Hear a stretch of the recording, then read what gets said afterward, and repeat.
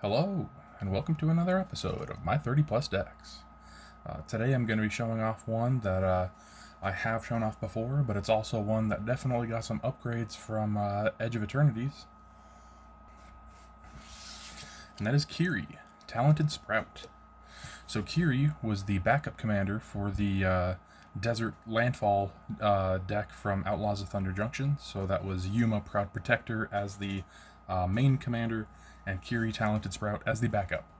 So this is 1 red, green, white for a 0/3 plant druid. Other plants and tree folk I control get +2/+0, and at the beginning of my post-combat main phase, return target plant, tree folk, or land card from my graveyard to my hand. So I have filled this deck up with a whole bunch of ways to sacrifice land. Has a number of the lands that are the cycling lands, so I can pay either 1 or 2 and discard them to draw a card. I have a number of ways to make 0/1 plants, which are then 2/1s, which are awesome. It honestly makes one of the best uses of Avenger of Zendikar, because it makes a number of plants, 0/1 plants, equal to the number of lands I control. And then landfall, I put a 1/1 counter on each plant I control, which includes my commander. And plenty of lands that will sacrifice and search after they enter to search for lands, and so those will double trigger landfalls. Yeah, very fun deck. And like I was mentioning, it got a number of upgrades from Edge of Eternities. One of my favorites is Ouroboros, which is a 1/3 plant worm, and so it becomes a 3/3 when my commander is out, and it's at the beginning of combat on my turn. I put X 1/1 counters on each creature I control, where X is the Ouroboros' power. So pretty much it starts off running with Kirri, so it's a 3/3 rather than just the 1/3, giving 3 1/1 counters to everything. And then, next turn it would be 6, or so on. Anyways, I'm stoked to show you guys this deck. I've already drawn my hand, and I'm happy with it, so I'll just jump right in. Let's see. Let's go with this die. Okay.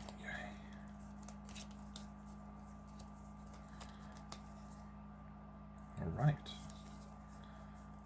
Let's start this off with this. I'll draw my card. Okay, I've got options. That's what I could say. Let's just start off with a Lush Portico. So when it enters, I surveil 1. It's more land, and I can get that back. So I'll put that into the graveyard. I guess graveyard just a little bit out of view. There we go. And then turn 2, I'll untap, and I will draw.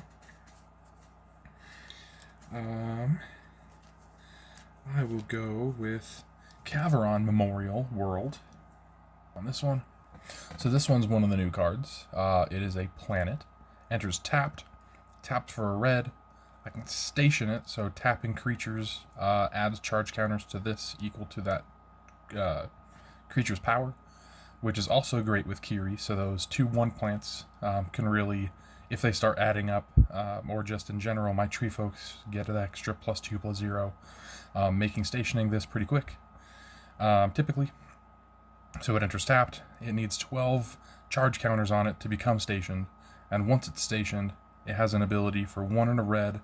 I tap it, sacrifice a land, create a 2/2 colorless artifact creature token robot, and then creatures I control get +1/+0 and haste until the end of turn. Yeah, I had this go amazing in the deck the other day because all of my creatures were able to tap for mana, and this pretty much said, hey, all of your creatures that just came in can also tap for mana, and that robot that you just made can also tap for mana. It was pretty cool, to say the least. So, I'll zoom back out. That enters tapped. I will go to my 3rd turn. That untap, upkeep, draw. That's awesome. Let's go green and 1 for Colony Heart Expedition. This is a 2-cost enchantment. Landfall. I put a quest counter on the enchantment. I can remove 3 quest counters from it to sacrifice it and search for up to 2 basic lands. Put them on the battlefield tapped. Very nice way to ramp, and even nicer when you have something like a Fabled Passage. So it gets a charge counter. And you know what? I actually just got some.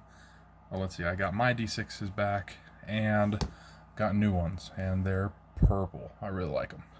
So that gets its one, and then I'll use this Fabled Passage. And I have green, I have red, I technically have white as well. This deck always needs more green, so I'm going to search for a forest. Here we go. Goes to the battlefield tapped. And that land entering will also put a quest counter on Colony Heart Expedition. So now it only needs the 1 more counter. I don't know if I'll be getting an untapped land next turn because my hand...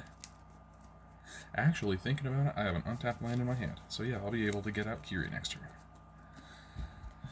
Here we go. Let's go to turn 4. And we'll go untap. Upkeep, nothing.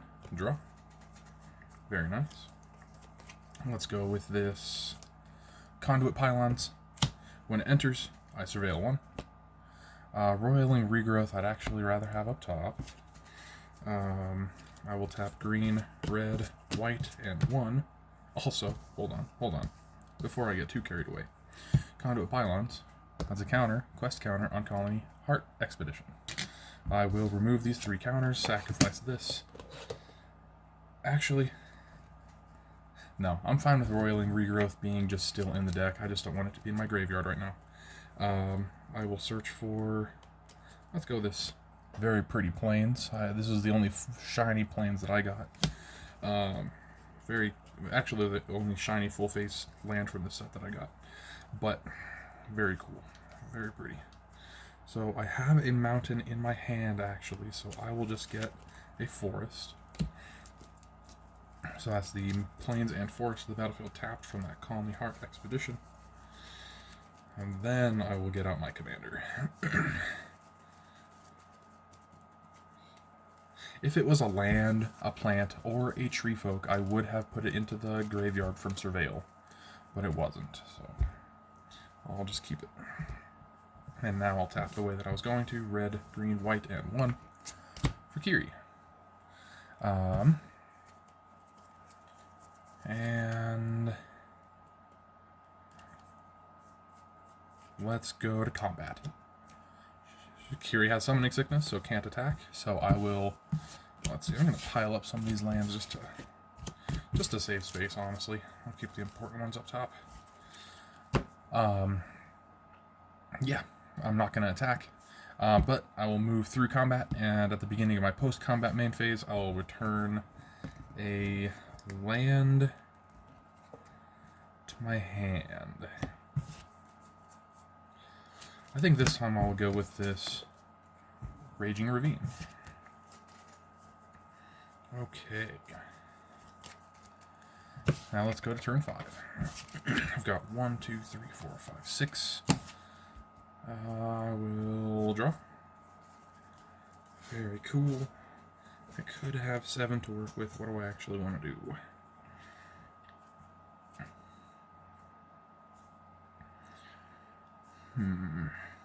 Very interesting.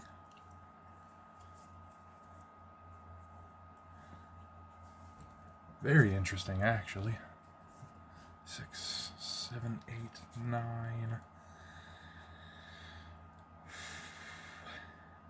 Okay, I know what I want to do. Here's what it's going to be. I'm going to play a mountain as my land for turn. So I've got green and 2 for Raminap Excavator. I may play lands from my graveyard.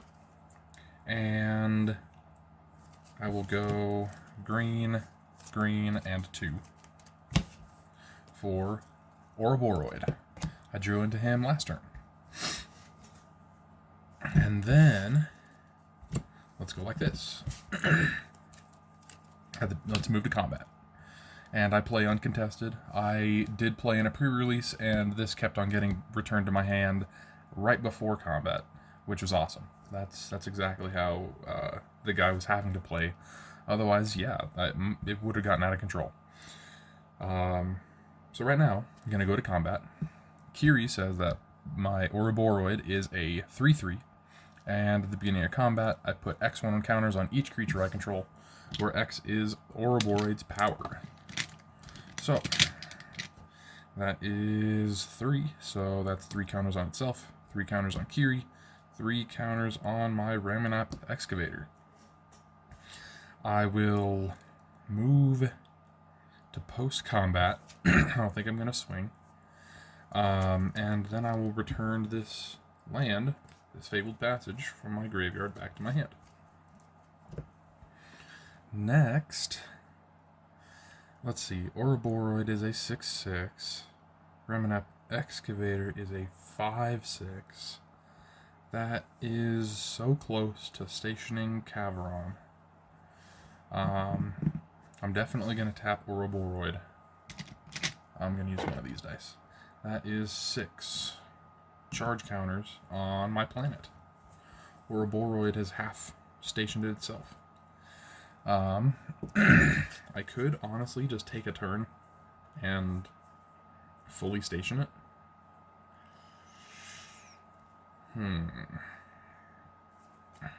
Sure, let's go for it. I don't think there's much risk to it. I mean, it's turn 5. It's pretty early. 6, so that's 3 plus 5, so that's another 8, so that's up to 14. Caveron Memorial World is fully stationed. Bam. Let's go to turn 6. Untap everything. Then I will draw. Okay. I'm going to go with a Mosswort Bridge.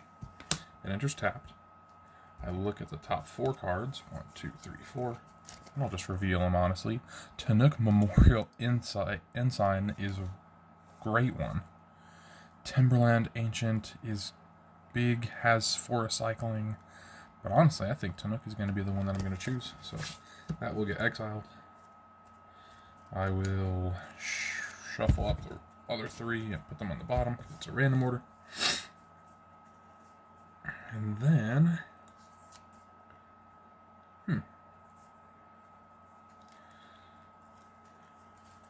let's see, how much do I have to work with? 1, 2, 3, 4, 5, 6, 7 if I wanted. Ooh.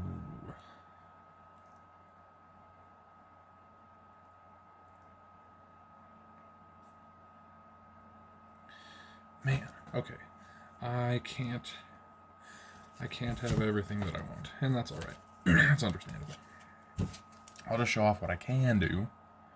It's turns. So I have a Guardian Project, but right now I think I'm okay with the cards in my hand. That's kind of where I'm at. But it's also something where... I don't know. Maybe I should still put it out. Great Oak Guardian is another one that I'm contemplating. It's when it enters the battlefield, creatures I control will get +2/+2. It says untap them. I would actually plan on casting that before combat so that Ouroboros would get an extra 2 power, giving everything 8 1/1 counters. I have Fangorn. I can cast Fangorn, but he would be the only tree folk. This is tree folk I control have vigilance. Whenever one or more tree folk I control attack, I add twice that much green, and I don't lose unspent green as steps and phases end. So he is great in general because I can just pool up my green. He would literally take up all of my green.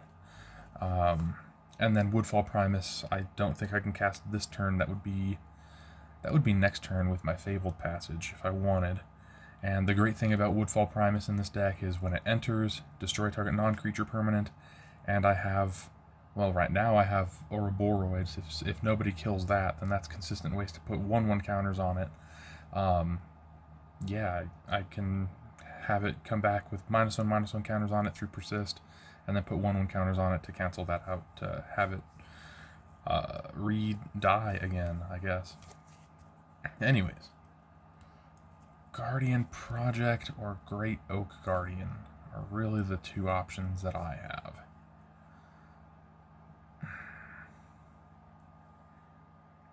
I don't know. I think I would rather try and draw into something that gives trample, I hope. 1, 2... 1, 2, 3, 4. Guardian Project. Let's hope that's the right choice. I can still... let's just tap that a little bit differently. Like that. So still 1, 2, 3, 4. Green and 3. I will tap red and 1 and Cavalron, and I will sacrifice Conduit Pylons to make a 2/2 robot. Bam. And then creatures I control get +1/+0 and haste until the end of turn. And then I will move to combat. Ouroboros would then be a 7/6.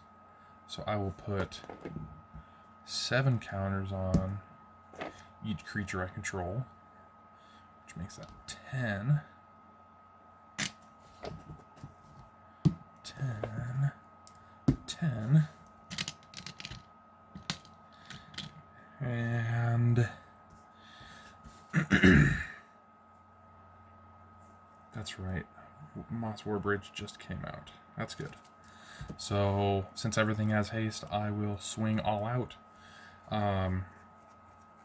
The other thing that's kind of cool and crazy is they got those counters, but they're still getting +1/+0. So that's 10, that's 12, 13, so that's actually the 13/13. Kirri is an 11/13. Ouroboros is getting, I guess, technically +3/+0.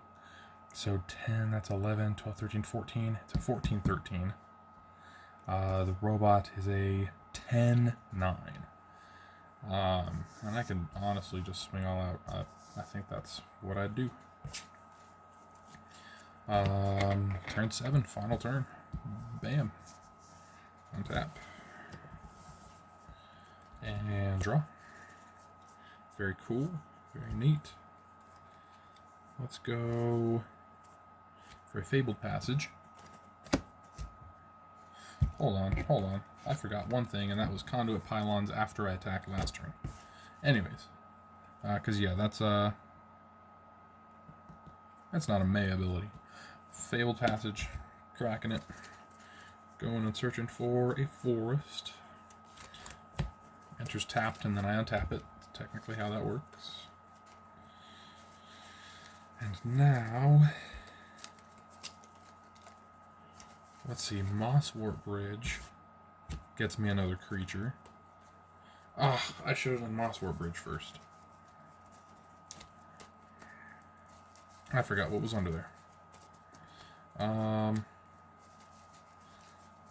It's not even too much. Since it's only triggers, I'm also going to take that a little bit back. So I will have, not using that green, using this green, tapping it, tapping Moss Warbridge, and casting Tanook, which I guess the big thing that it changes is Guardian Project.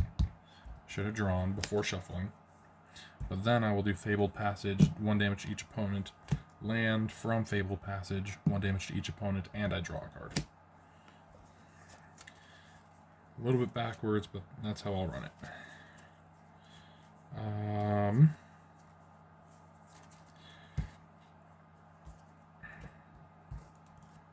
1, 2, 3, 4, 5, 6.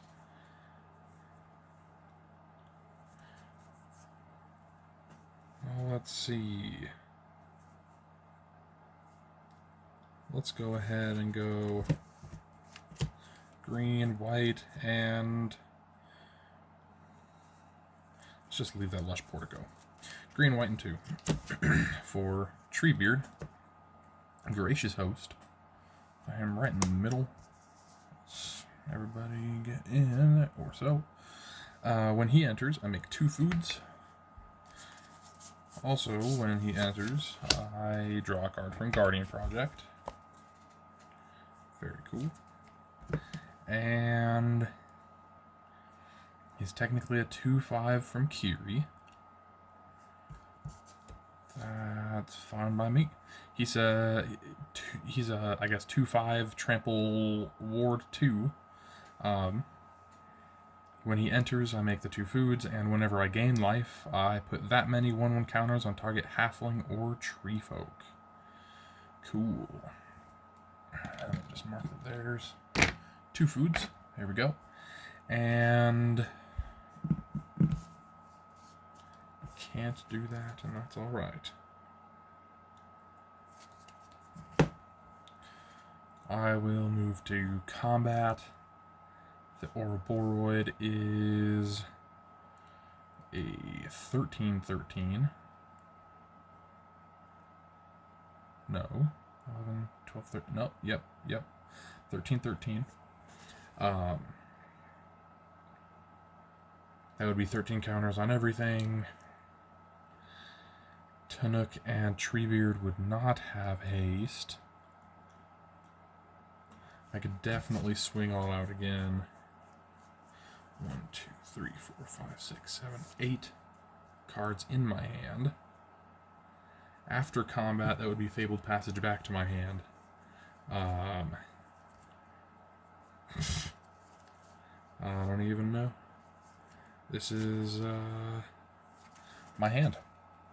Lash Whip Predator. Oh, let me zoom in a little. Lash Whip Predator. This one's a new one. Cost 2 less if my opponents control 3 or more creatures, which after a certain point with playtesting, I assume that they do. It is a 5/7 reach. With my commander, it's a 7/7 reach, so I thought that was a neat add. Great Oak Guardian you saw, Fanghorn you saw, Woodfall Primus you saw. I got into a Turn Timber Symbiosis. 7 cost, look at the top 7. I can put any creature from among those onto the battlefield. If it was a creature with mana cost 3 or less, I have it enter with 3 additional 1/1 counters. Ash Barrens, Raging Ravine, Conduit Pylons, which you knew, Fabled Passage, which you knew. Yeah, I guess you knew about Raging Ravine as well. Heck yeah. You know, that one just being one good, long test game, I think I'm just going to call it with that. Yeah, that's probably one of the better test games that it's done. Any test game, any game in general with Ouroboros, my commander, and no removal is a little bit scary. It just starts off giving 3 1/1 counters to everything. I also had a game with a buddy, and I had this creature that's whenever a land goes to my graveyard from anywhere, I make a 0/1 plant. And I ended up having half a dozen plants that at one point with my commander out, so there were 6 2/1s, and then I got out my planet and was able to immediately station it with plants. Just 6 2/1 plants. That's all it takes. That's all it takes. Anyways, I had a great time testing that for you. I really enjoyed this set. I'm not sure if you made it to a pre-release event or not. I really enjoyed mine. Yeah, it was definitely one game that I won because I got out Ouroboros and then equipped it to give it +2/+1, and then cast an instant to give it +2/+0, and moved to combat, and that was 5 1/1 counters on everything right off the bat. And my opponent went to draw after combat, and after whatever, I did my thing. He went, he drew, and knew that he couldn't take another round of that. So that was one of my more fun games. That was, you never know what happens. or never know what's gonna happen. But it was a blast. I plan on doing more pre-releases. Anyways, hope to see you guys in the next one. I had a great time, and yeah, hoping to have another good time soon. Later.